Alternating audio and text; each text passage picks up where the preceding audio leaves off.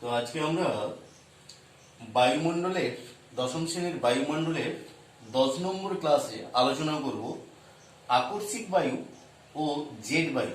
এই দুই বায়ু সম্পর্কে আজকে আমরা আলোচনা করব।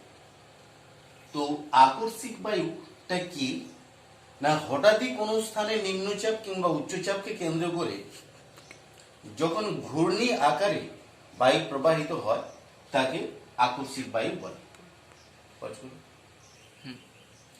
এই আকস্মিক বায়ু মোটামুটি ভাবে প্রধান দুটি ভাগে বিভক্ত। আগের দিন ছিল ছকে দুটি ভাগ কি ছিল, এটা ছিল ঘূর্ণবাদ আর এটা প্রতি ঘূর্ণবাদ। আর এই ঘূর্ণবাদের আবার দুটি ভাগ আছে, একটা ক্রান্তীয় ঘূর্ণবাদ আর একটা নাতিশীতোষ্ণ ঘূর্ণবাদ। ক্রান্তীয় ঘূর্ণবাদ আর নাতিশীতোষ্ণ ঘূর্ণবাদ। আমরা এই ঘূর্ণবাদ প্রতি ঘূর্ণবাদ এটা হচ্ছে আকস্মিক বায়ুর দুটি ভাগ, এবং ঘূর্ণবাদের আবার দুটি ভাগ আছে, ক্রান্তীয় ও নাতিশীতোষ্ণ ঘূর্ণবাদ। আমরা পার্থক্য আকারে জেনে নেব। অবশ্য ঘূর্ণবাদ প্রতি ঘূর্ণবাদের মধ্যে পার্থক্য এটা 5 নম্বরের কোশ্চেনও থাকে বা 3 নম্বর কোশ্চেন অবশ্য থাকে। তো দেখো, ঘূর্ণবাদ আর প্রতি ঘূর্ণবাদ, এই ঘূর্ণবাদ বা সাইক্লোন শব্দটি প্রথম ব্যবহার করেছিলেন হেনরি পিডিংটন, তাই না? হেনরি পিডিংটন সর্বপ্রথম সাইক্লোন শব্দটি ব্যবহার করেছিলেন। অর্থাৎ এই সাইক্লোন কথার অর্থ সাপের কুণ্ডলী। আর চার্লস গল্টন সর্বপ্রথম এই অ্যান্টি সাইক্লোন শব্দটি ব্যবহার করেছিলেন, অর্থাৎ ঘূর্ণবাতের বিপরীত। তাহলে সাইক্লোন, অ্যান্টি সাইক্লোন, তাই না? হেনরি পিডিংটন আর চার্লস গল্টন। তাহলে দুটি শব্দের প্রবর্তক ও অর্থ তোমরা জানলে। ঘূর্ণবাদ মানে সাপের কুণ্ডলী, আর প্রতি ঘূর্ণবাদ মানে ঘূর্ণবাদের বিপরীত অবস্থা। এবার দেখো, দুটোকে পার্থক্য আকারে যদি সেকেন্ড পয়েন্ট আলোচনা করা হয়, যে চাপের অবস্থান। ঘূর্ণবাদের ক্ষেত্রে কেন্দ্রে থাকবে নিম্নচাপ, কেন্দ্রে নিম্নচাপ, আর চারিদিকে উচ্চচাপ, চারিদিকে উচ্চচাপ রয়েছে। এটা একটা পয়েন্ট, চাপের অবস্থান। প্রতি ঘূর্ণবাদে উল্টো কথা, কেন্দ্রে উচ্চচাপ, চারিদিকে নিম্নচাপ, কেন্দ্রে উচ্চচাপ, চারিদিকে নিম্নচাপ থাকে। এবার বায়ু কোন চাপ থেকে কোন চাপের দিকে প্রবাহিত হয় তোমরা জানো, অর্থাৎ উচ্চচাপ থেকে নিম্নচাপের দিকে, উচ্চচাপ থেকে নিম্নচাপের দিকে, উচ্চচাপ থেকে নিম্নচাপের দিকে। এখানেও দেখো, উচ্চচাপ থেকে নিম্নচাপের দিকে, অর্থাৎ যদি তাহলে কি বলা হলো, বায়ু প্রবাহ যদি বলা হয়, তাহলে ঘূর্ণবাদের ক্ষেত্রে কেন্দ্রমুখী বায়ু প্রবাহ, আর প্রতি ঘূর্ণবাদের ক্ষেত্রে কেন্দ্র বহির্মুখী, অর্থাৎ কেন্দ্র থেকে বাইরের দিকে বায়ু প্রবাহ। এবার দেখো, তাহলে আমরা কি জানলাম, বায়ু প্রবাহ জানলাম, কিন্তু এই বায়ু প্রবাহের গতি বিক্ষেপ একটা পয়েন্ট হবে, 4 নম্বর পয়েন্ট হিসেবে যদি তোমরা বলো বায়ুর গতি বিক্ষেপ। দেখো, এখানে কিন্তু উত্তর গোলার্ধ, এটা দক্ষিণ গোলার্ধ। এটা ঘূর্ণবাদের উত্তর গোলার্ধ অংশ, এটা দক্ষিণ গোলার্ধ, এটা উত্তর গোলার্ধের প্রতি ঘূর্ণবাদের উত্তর গোলার্ধের অংশ, আর এটা ঘূর্ণবাদের দক্ষিণ গোলার্ধের অংশ, আর এটা প্রতি ঘূর্ণবাদের দক্ষিণ গোলার্ধের অংশ। সেই অনুসারে দেখো, বলছে ঘূর্ণবাদের ক্ষেত্রে বায়ুর গতি বিক্ষেপ ঘটে উত্তর গোলার্ধে বাম দিকে বেঁকে। অর্থাৎ আমরা যে গোলার্ধ আছি, আমাদের ঘূর্ণবাদগুলো ঘড়ির কাঁটার বিপরীত দিকে বেঁকে, তাই না, স্থলভাগে বা ভূখণ্ডে ঢোকে বা বায়ু ঘোরে। তোমরা দেখবে, তাই না, এ পর্যন্ত যতগুলো ঘূর্ণিঝড় গেছে, তাই না, সেই তোমার ফণী, বুলবুল, সবশেষ আমফান, এই ঘূর্ণিঝড়গুলো উত্তর গোলার্ধের বেসিসে এই অ্যান্টি সাইক্লোন, অর্থাৎ তোমার এই ঘড়ির কাঁটার বিপরীতে অ্যান্টি ক্লক অনুসারে, তাই না, এই ঘূর্ণবাদগুলো আমাদের এখানটায় সংগঠিত হয়েছে, আমরা যেহেতু উত্তর গোলার্ধে রয়েছি। আর দক্ষিণ গোলার্ধের ক্ষেত্রে এই ক্রান্তীয় ঘূর্ণবাদ, এই যে ঘূর্ণবাদ, সেটা ঘড়ির কাঁটার দিকে ঘটে থাকে, তাই না, অর্থাৎ ডান দিক দিয়ে এটা বাম দিক দিয়ে ঘুরতে ঘুরতে প্রবেশ করে। আর প্রতি ঘূর্ণবাদের ক্ষেত্রে সম্পূর্ণরূপে ঘড়ির কাঁটাকে নিয়ন্ত্রণ করে উত্তর গোলার্ধে ডান দিকে, দক্ষিণ গোলার্ধে বাম দিকে বেঁকে ঘটনাটি ঘটে। বায়ুর গতি বিক্ষেপ কি বললাম, উত্তর গোলার্ধের ক্ষেত্রে এটা বাম দিক, এটা হচ্ছে বাম দিকে বেঁকে ঢুকছে, আর এদিকের ক্ষেত্রে ডান দিক। আর দক্ষিণ গোলার্ধের ক্ষেত্রে ঘূর্ণবাদের বায়ুর গতিবিক্ষেপ ঘটে হ্যাঁ, ডান দিক বরাবর আর এদিকে বাম দিক বরাবর। তাহলে বায়ুর গতিবিক্ষেপ সম্পর্কে আমরা জানলাম, তাই না? উত্তর গোলার্ধের ডান দিক, দক্ষিণ গোলার্ধের বাম দিক। তো এই গেল ঘূর্ণবাদ আর প্রতিঘূর্ণবাদের আপাতত ভাবে। এবার শোনো আর কি 5 নম্বর পয়েন্ট বললাম, 5 নম্বর পয়েন্ট শুনে নাও। যে এই যে বায়ুর বেগ, প্রতিঘূর্ণবাদের এই ঘূর্ণবাদের ক্ষেত্রে বায়ুর বেগ সব থেকে বেশি হয়, তাই না? ঘন্টায় 40 থেকে 400 কিমি পর্যন্ত হয়ে থাকে, 40 থেকে 400 কিমি পর্যন্ত হয়ে থাকে, তাই না? যে আমাদের যে আমফান হলো তার বেগ ছিল 185 কিমি প্রতি ঘন্টায়। অতএব সেই 40 থেকে 400 কিমি পর্যন্ত এই ঘূর্ণবাদের গতিবেগ হয়ে থাকে। আর প্রতি ঘূর্ণবাদের গতিবেগ 20 থেকে 60 কিমি পর্যন্ত হয়ে থাকে, 20 থেকে 60 কিমি পর্যন্ত হয়ে থাকে ঘূর্ণবাদের ক্ষেত্রে, তাই না? বৃষ্টিপাতের পরিমাণ দেখো, এটা পরের পয়েন্ট, বৃষ্টিপাতের পরিমাণ 7 নম্বর পয়েন্ট যদি বলো, যে এই ঘূর্ণবাদের ক্ষেত্রে বৃষ্টিপাত সব থেকে বেশি হয়, অর্থাৎ 150 থেকে 200 সেমি পর্যন্ত বৃষ্টিপাত বা তারও বেশি বৃষ্টিপাত হয়ে থাকে। আর প্রতি ঘূর্ণবাদের ক্ষেত্রে কিন্তু বৃষ্টিপাত হয় না, তাই না? এখানে তুষারপাত সংঘটিত হয়, অর্থাৎ এখানে তুষারপাত সংঘটিত হয়। তাহলে বায়ুর বেগ ও বৃষ্টিপাতের পরিমাণও তোমরা বুঝতে পারবে। তো দেখো, শর্ট কোশ্চেন হিসেবে যদি থাকে, ঘূর্ণবাদের বায়ুর গতিবিক্ষেপ উত্তর গোলার্ধে ও দক্ষিণ গোলার্ধে কিভাবে হয়? উত্তর গোলার্ধে বাম দিক বরাবর, দক্ষিণ গোলার্ধে ডান দিক বরাবর হয়। আর প্রতি ঘূর্ণবাদের বায়ুর গতিবিক্ষেপ উত্তর গোলার্ধে ডান দিক, দক্ষিণ গোলার্ধে বাম দিক বরাবর হয়। তাহলে দেখো, বায়ুর অভিমুখ, অর্থাৎ এটা ঘূর্ণবাদের ক্ষেত্রে কেন্দ্রমুখী, এগুলো কেন্দ্র বহির্মুখী। মোটামুটি ভাবে তোমরা 8টা পয়েন্ট লাস্টে এই চিত্রটা অবশ্য দিয়ে দিও। তাহলে দেখো, আপাতত ভাবে তোমরা কি জানলে? এই ঘূর্ণবাদ ও প্রতি ঘূর্ণবাদের মধ্যে পার্থক্য মিনিমাম 7টা বা 8টা পয়েন্ট, তাই না? অবশ্য মনে রাখবে। একে বললাম অর্থ, বললাম অর্থ একটা পয়েন্ট। 2 বললাম চাপের অবস্থান, চাপের অবস্থান, অবস্থান পয়েন্ট করে পার্থক্যটা লিখলে খুব ভালো হবে। তারপরে বায়ু প্রবাহ, বায়ু প্রবাহ, পরে বায়ুর গতিবিক্ষেপ, বায়ুর গতিবিক্ষেপ, বিক্ষেপ। তারপরে বললাম বৃষ্টিপাত, বৃষ্টিপাত। তারপরে বললাম, তাই না, বায়ুর গতিবিক্ষেপ, বৃষ্টিপাত। তারপরে 1 2 3 4 5টা পয়েন্ট। হ্যাঁ, আর বায়ুর গতিবিক্ষেপ, বায়ুর বেগ, বায়ুর বেগ, এটা ঘন্টায় 40 থেকে 400, এটা 20 থেকে 60 কিমি, তাই না? আর প্রভাব হিসেবে বলা যেতে পারে, বা প্রভাব, চক্ষু প্রভাব একটা পয়েন্ট দাও। তারপরে চিত্র একটা পয়েন্ট দিয়ে দাও। প্রভাবে লেখা যেতে পারে, দেখো, এই যে ঘূর্ণবাদগুলো কেন্দ্রীয় অঞ্চলে অশান্ত থাকে, এই কেন্দ্রীয় অঞ্চলে শান্ত থাকে, কিন্তু তার চারিদিকে অশান্ত থাকে। অর্থাৎ একটা ঘূর্ণবাদের কেন্দ্রে প্রায় 20 থেকে 50 কিমি এলাকা জুড়ে, তাই না, যে বায়ুটা তার চারিদিকে ঘোরে, ওই ভেতরের অংশের বায়ু কি থাকে? শান্ত থাকে, তাই না? এই যে ঘূর্ণবাদের ক্ষেত্রে এই কেন্দ্র থেকে প্রায় কত, এই এটা যদি কেন্দ্র হয় এই নিম্নচাপের, এর কেন্দ্র থেকে প্রায় ধরে নাও, তাই না, 20 থেকে 50 কিমি এলাকা জুড়ে একটা ব্যাসার্ধ জুড়ে বায়ু কি থাকে? শান্ত থাকে। তার চারিদিকে ঘূর্ণি, অর্থাৎ এই যে চারিদিক থেকে বায়ু ছুটে আসছে, সেগুলো ঘূর্ণি আকারে, তাই না, ডান কিংবা বাম দিক দিয়ে ঘুরতে ঘুরতে সোজা উপরের দিকে উঠে যাচ্ছে। উপরে উঠে গিয়ে মেঘ সৃষ্টি করছে, মেঘ থেকে বৃষ্টিপাত সংঘটিত হচ্ছে, তাই না? অতএব কিন্তু এই যে 20 থেকে 50 কিমি ব্যাস জুড়ে যে এলাকাটা, ওই জায়গায় শান্ত ভাব বা শান্ত অবস্থা থাকার কারণে একে ঘূর্ণবাদের চক্ষু বলে। আর প্রতি ঘূর্ণবাদের কেন্দ্রে কি বরাবরই শান্ত থাকে, কারণ এখানে একে উচ্চচাপ, বায়ু শীতল ভারী, আর এখান থেকে বায়ু চারিদিকে বেরিয়ে যাচ্ছে, তাই প্রতীক ঘূর্ণবাদের কেন্দ্রে সবসময় জন্য শান্ত ভাব বজায় থাকে, মেঘ থাকে না, তাই না? হ্যাঁ, এই জন্য এখানে আরো শান্ত ভাবটা ঘূর্ণবাদের থেকেও বেশি অবস্থান করে।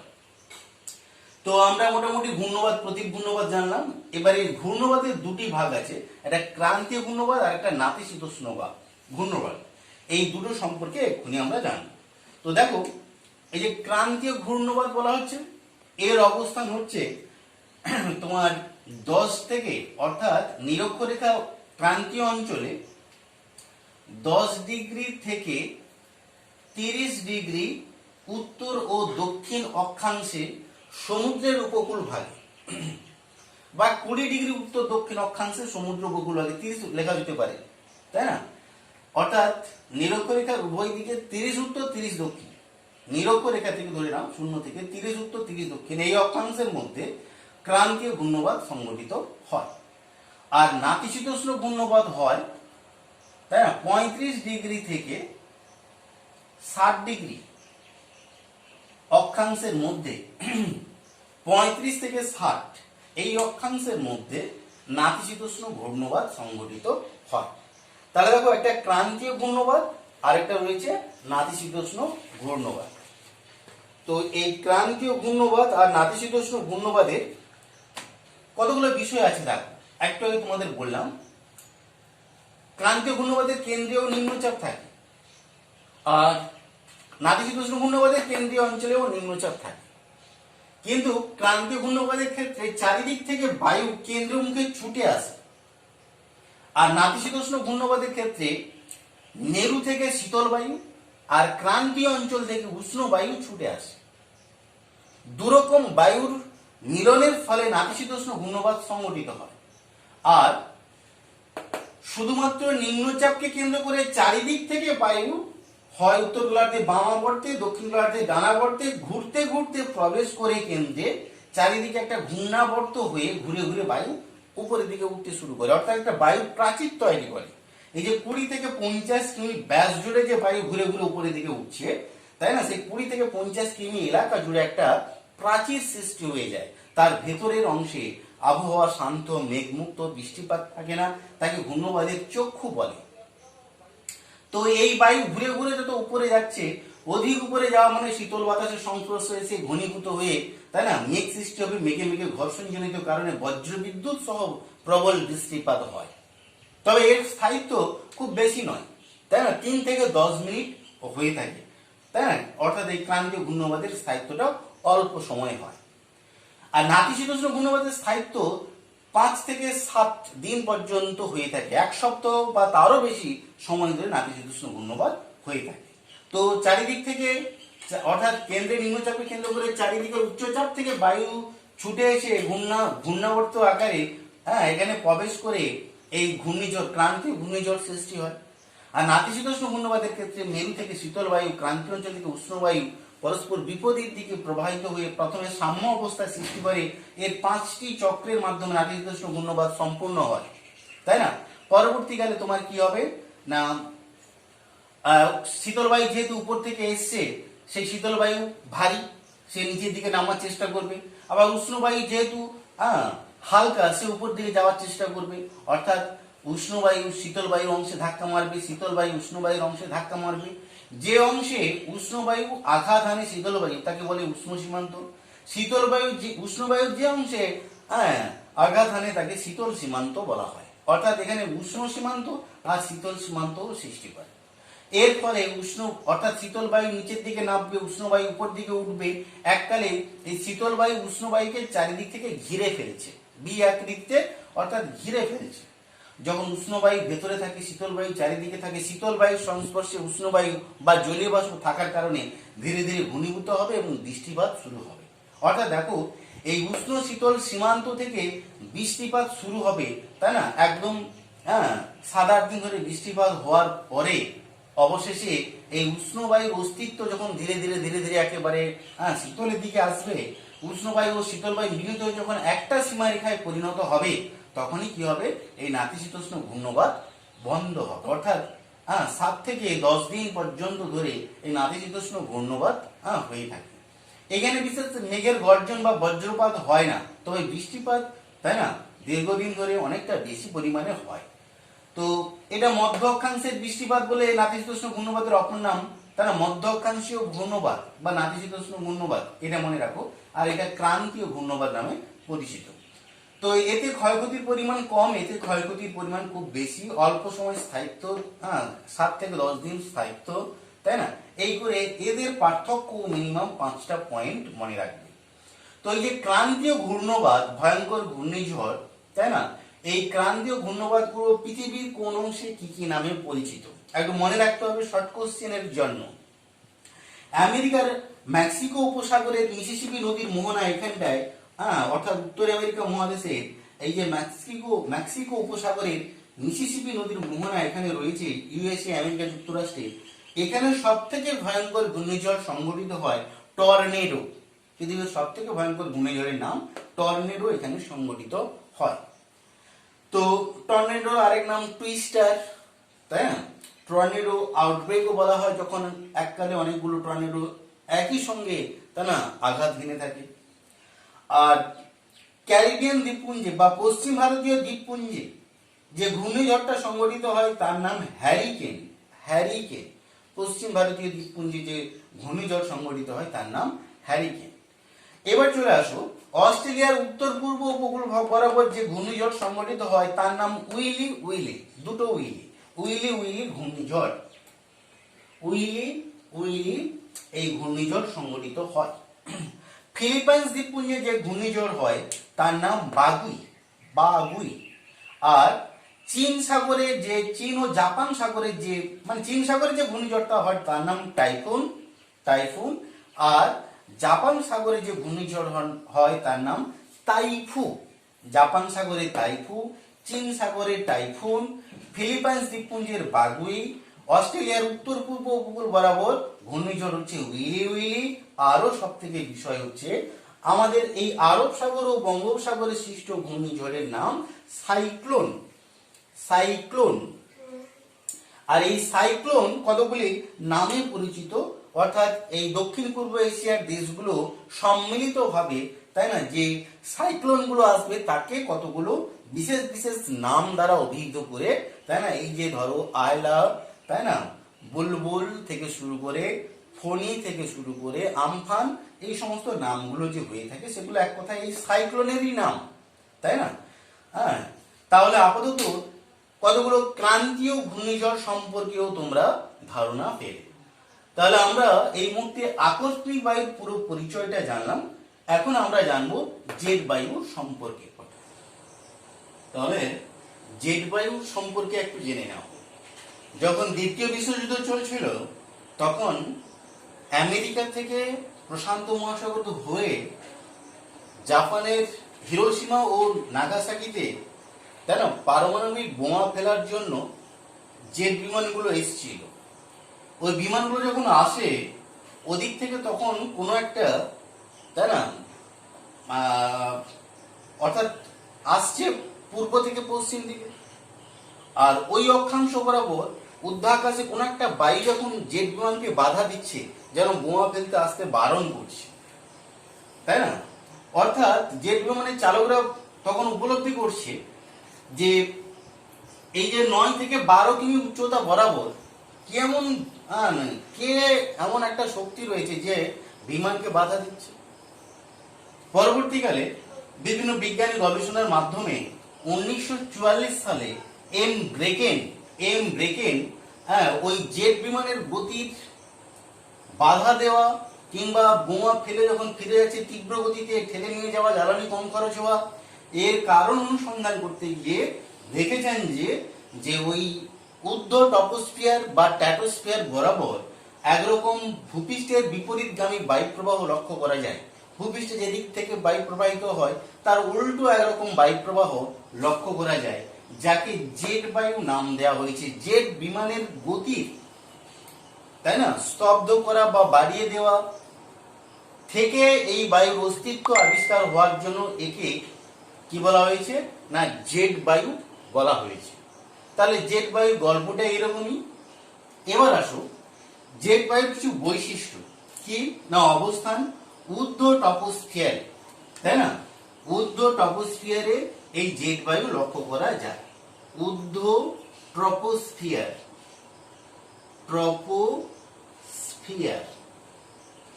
এই বায়ু প্রবাহিত হয়। উচ্চতা দেখো 9 থেকে 12 কিমি, এই যে 9 থেকে 12, এই যে 9 থেকে 12, এই যে 9 থেকে 12, তাই না, অর্থাৎ 9 থেকে 12 কিমি উচ্চতা বরাবর এই বায়ু প্রবাহিত হয়। প্রবাহের দিক সর্বদা মনে রাখবে, এই জেট বায়ুর অবস্থান অংশের 3টি ভাগ রয়েছে। একটা মেরুর জেট, একটা ক্রান্তীয় জেট, আর একটা উপক্রান্তীয় জেট। উপক্রান্তীয় জেট ছাড়া বাকি জেটগুলো প্রবাহের দিক হচ্ছে পশ্চিম দিক থেকে পূর্ব দিকে, পশ্চিম থেকে পূর্ব দিকে। তাহলে প্রবাহের দিক শুনলে অর্থাৎ এই বায়ুগুলো এই পশ্চিম থেকে পূর্ব দিকে প্রবাহিত হয়, অর্থাৎ পশ্চিম থেকে এই পূর্ব দিকে এই বায়ুটা প্রবাহিত হয়। এটা পশ্চিম দিক, এটা পূর্ব দিক, এইভাবে বায়ু প্রবাহিত হচ্ছে। গতিবেগ ঘন্টায় 160 থেকে 400 কিমি পার আওয়ার বেগে এই বায়ু প্রবাহিত হয়। প্রকৃতি, এই বায়ু অত্যন্ত শীতল প্রকৃতি বায়ু, শীতল প্রকৃতি বায়ু, উঁচু আকাশ বরাবর প্রবাহিত হওয়ার জন্য এই প্রকৃতি কিন্তু শীতল। আকৃতি, এই বায়ু যে প্রবাহিত হয় না সর্পিল বা তরঙ্গ আকারে, এই যে তরঙ্গের আকারে এই বায়ু প্রবাহিত হয়, অর্থাৎ সর্পিল বা তরঙ্গ আকারে এই বায়ু প্রবাহিত হয়। এটা হচ্ছে কিনা জেট বায়ু প্রবাহ, এটাই হচ্ছে তোমার জেট বায়ু প্রবাহ। আর ভূপৃষ্ঠের বিপরীতে প্রবাহিত হয় বলে এর আরেক নাম জিওস্ট্রফিক উইন্ড। ভূপৃষ্ঠের বিপরীতে এই বায়ু প্রবাহিত হয় বলে একে জিওস্ট্রফিক উইন্ড বলে। তাহলে দেখো, আমরা জেট বায়ু মোটামুটি ভাবে 7টা বৈশিষ্ট্য জেনে নিলাম। তার অবস্থান ঊর্ধ্ব ট্রপোস্ফিয়ারে, উচ্চতা 9 থেকে 12 কিলোমিটার উচ্চতা বরাবর, পশ্চিম থেকে পূর্ব দিকে, ঘন্টায় 160 থেকে 300 বা 400 কিমি গতিবেগে, তাই না, সর্পিল আকারে, সর্পিল বা তরঙ্গের আকারে যে শীতল প্রকৃতির বায়ু প্রবাহিত হয় তাকে জেট বায়ু বা জিওস্ট্রফিক উইন্ড বলা হয়। তাহলে জিওস্ট্রফিক উইন্ড বা জেট বায়ু আমরা কি জানলাম না, বৈশিষ্ট্যগুলো জানলাম, বৈশিষ্ট্য বা তার সম্পর্কে তোমরা ধারণা নিলে। সংজ্ঞাও দিতে পারো এইভাবে, জেট বায়ু কাকে বলে না, তোমাদের বলতে হবে ঊর্ধ্ব ট্রপোস্ফিয়ারে 9 থেকে 12 কিলোমিটার উচ্চতা বরাবর, পশ্চিম থেকে পূর্ব দিকে, ঘন্টায় 160 থেকে 400 কিমি, 160 থেকে 400 কিমি গতিবেগে যে শীতল প্রকৃতির তরঙ্গাকৃতি বায়ু প্রবাহিত হয় তাকে জেট বায়ু বলে। আবার বলছি শোনো, ঊর্ধ্ব ট্রপোস্ফিয়ারে 9 থেকে 12 কিলোমিটার উচ্চতা বরাবর, পশ্চিম থেকে পূর্ব দিকে, ঘন্টায় 160 থেকে 400 কিমি গতিবেগ সম্পন্ন যে তরঙ্গ আকৃতি শীতল প্রকৃতির বায়ু প্রবাহিত হয়, যে তরঙ্গ আকৃতি শীতল প্রকৃতির বায়ু প্রবাহিত হয়, এই জিনিসগুলো দিয়ে তাকে বলবে জেট বায়ু বা জিওস্ট্রফিক উইন্ড। এবার এই জেট বায়ু থেকে বারে বারে যে কোশ্চেনটা আসে তা হচ্ছে ভারতের উপর জেট বায়ুর প্রভাব। দেখো, ভারতের উপর মূলত শীত ঋতুতে কি ঘটনা ঘটে, এই 20 থেকে 24 ডিগ্রি উত্তর অক্ষাংশের মধ্যে পশ্চিম থেকে পূর্ব দিকে, পশ্চিম থেকে পূর্ব দিকে একরকম এই ঊর্ধ্বাকাশ বরাবর, তাই না, ঊর্ধ্ব ট্রপোস্ফিয়ার বরাবর বায়ু প্রবাহিত হয়, অর্থাৎ এই পশ্চিম থেকে পূর্ব দিকে বায়ু যাচ্ছে, তাই না। তাহলে কখন কত, মানে শীত ঋতুতে 20 থেকে 24 ডিগ্রি উত্তর অক্ষরেখা বরাবর ঊর্ধ্ব ট্রপোস্ফিয়ারে পশ্চিম থেকে পূর্ব দিকে যখন যে বায়ুটা যাচ্ছে তার নাম পশ্চিমা জেট বায়ু। এটা হচ্ছে কি না, পশ্চিমা জেট বায়ু, পশ্চিমা জেট বায়ু যাচ্ছে। আর এই বায়ু উঁচু আকাশ দিয়ে যাওয়ার জন্য আর ভারত মহাসাগরে নিম্নচাপ থাকার কারণে নিচ দিয়ে উত্তর পূর্ব মৌসুমী বায়ু আরামসে আসছে, তাই না। শীত ঋতুতে এই ঘটনা, অর্থাৎ উত্তর পূর্বের মৌসুমী বায়ুর স্বাভাবিক নিয়মটাকে বজায় রাখছে এই কে না, পশ্চিমা জেট বায়ু। তাহলে শীতকাল সূচনা হতেও সাহায্য করছে কে না, এই পশ্চিমা জেট বায়ু। তাহলে আমরা পশ্চিমা জেট বায়ু একটা বিষয় জানলাম যে উত্তর পূর্ব মৌসুমী বায়ুকে আসতে সাহায্য করছে, সঙ্গে সঙ্গে এই ভারতের এই যে দক্ষিণ পশ্চিম মৌসুমী বায়ু তার পশ্চাৎ প্রসারণ ঘটতে, অর্থাৎ দক্ষিণ মুখে আসার জন্য ও বাধা সৃষ্টি করছে এই পশ্চিমা জেট বায়ু। যখন শীতকালের সূচনা হয় এই পশ্চিমা জেট বায়ু দ্বারা এদিক থেকে উত্তর পূর্ব মৌসুমী বায়ু আসতে শুরু করে। এই দিক থেকে উত্তর পূর্ব মৌসুমী বায়ু আসতে শুরু করে। তো দেখো তার আগে বলে দেই 1973 সালে ভারত ও রুশ যৌথ উদ্যোগে মোনেক্স MONEX, তাই না, MONEX, এমোতে মৌসুম, MON মৌসুম আর EX এক্সপেরিমেন্ট, তাই না, এই মোনেক্স সংস্থার মাধ্যমে মৌসুমী বায়ুর গবেষণার্থে, তাই না, ভারতের উপর দুরকম জেট বায়ুর প্রভাব রয়েছে তা আবিষ্কৃত হয় 1973 সালে। ভারত রুশ যৌথ উদ্যোগে মোনেক্স সংস্থার মাধ্যমে, তাই না, ভারতের উপর বা দক্ষিণ পূর্ব এশিয়ার উপর দুরকম যে জেট বায়ুর প্রভাব রয়েছে তার সম্পর্কে জানা যায়। তাহলে আমরা পশ্চিমা জেট বায়ুর উপর ভারতের প্রভাব জেনে নিলাম। যখন আমাদের গ্রীষ্মকাল অর্থাৎ জুন জুলাই মাস, অর্থাৎ বর্তমান সময়, এখন কি না এই পশ্চিমা জেটটা এখন ভারতের উত্তরে সরে গেছে। পশ্চিমা জেট গ্রীষ্মকাল আসার সঙ্গে সঙ্গে পশ্চিমা জেট উত্তরে সরে গেছে, অর্থাৎ তিব্বতীয় মালভূমির, ওই যে তিব্বতীয় মালভূমি রয়েছে তিব্বত, তারও উত্তরে এই পশ্চিমা জেটটা সরে গেছে। ফলে মধ্য ভারতের একটা নিম্নাংশে অর্থাৎ স্থলভাগে নিম্নচাপ সৃষ্টি হয়েছে। এবার 12 থেকে 15 ডিগ্রি উত্তর অক্ষরেখা বরাবর, 12 থেকে 15 ডিগ্রি উত্তর অক্ষরেখা বরাবর, তাই না, এই ঊর্ধ্ব টপোস্ফিয়ারে, এই 12 থেকে 15 ডিগ্রি উত্তর অক্ষরেখা বরাবর ঊর্ধ্ব টপোস্ফিয়ারে একরকম বায়ু, তাই না, সোজা কোন দিকে আসছে, সৌদি আরবের দিকে আসছে, তাই না। তাহলে কি হয়েছে, ঊর্ধ্ব টপোস্ফিয়ারে যে বায়ু পূর্ব দিক থেকে পশ্চিমে আছে তার নাম পূর্বালি জেট বায়ু, পূর্বালি জেট বায়ু। আর এই পূর্বালি জেট বায়ু পূর্ব দিক থেকে পশ্চিম দিকে আসছে ঊর্ধ্বাকাশ বরাবর। ফলে কি হচ্ছে, নিচে বায়ু, অর্থাৎ এই যে এখন ভারতের যে নিম্নচাপ আর ভারত মহাসাগরে রয়েছে উচ্চচাপ, তাই উচ্চচাপ থেকে নিম্নচাপের দিকে দক্ষিণ পশ্চিম মৌসুমী বায়ু প্রবেশ করার ক্ষেত্রে কোন রকম বাধা সৃষ্টি করছে না এবং যেতে বিশেষভাবে সাহায্য করছে। কোন বায়ু, পূর্বালি জেট বায়ু, যে উঁচু বরাবর এই দিকে তোমার না এই পূর্ব দিক থেকে পশ্চিমে এই আসার কারণে উঁচু আকাশ বরাবর নিচ দিক দিয়ে আরামসে, তাই না, উচ্চচাপ থেকে নিম্নচাপের দিকে দক্ষিণ পশ্চিম মৌসুমী বায়ু প্রবেশ করতে পারছে। এই দক্ষিণ পশ্চিম মৌসুমী বায়ু, দক্ষিণ পশ্চিম মৌসুমী বায়ু আরামসে ভারতে পৌঁছেছে, জলীয় বাষ্প নিয়ে বজ্রবিদ্যুৎ বৃষ্টিপাত হচ্ছে, অর্থাৎ ভারতে স্বাভাবিক বর্ষাকাল বা স্বাভাবিক বৃষ্টিপাত সংঘটিত হচ্ছে। কার দ্বারা, এই পূর্বালি জেট বায়ুর দ্বারা। যে বছর এই পশ্চিমা ও পূর্বালি জেট বায়ু, তাই না, অবস্থান পরিবর্তে ব্যাঘাত সৃষ্টি হবে সেই বছর কিন্তু মৌসুমী জলবায়ুর ছেদও ঘটে থাকে।